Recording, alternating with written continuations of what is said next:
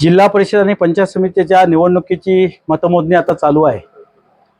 मतमोजणीचा आणि जनतेच्या मताचा कौल बघितला तर शिवसेनेचे 18च्या 18 उमेदवार हे आघाडीवर आहेत।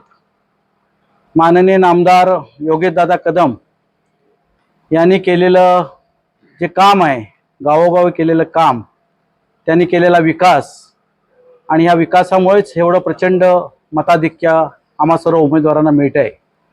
जनता ही विकासाबरोबर असते हे आजच्या या निवडणुकीने सिद्ध झालेलं आहे आणि म्हणून आमचा हा जो 18-0 चा विषय आहे तो नक्की यशस्वी होईल आणि 18च्या 18 उमेदवार या ठिकाणी निवडून आलेले आपल्याला पाहायला मिळतील।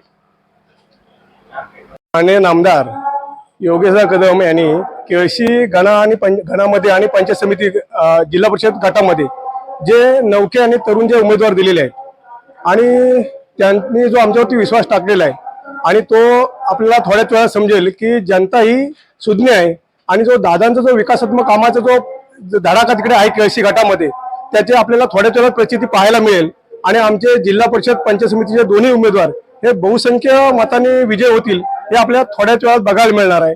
दादांनी जनतेवर आमच्यावर जो विश्वास टाकला ती जनता आता थोड्याच वेळात आपल्याला सार्थक ठरवून दिसेल।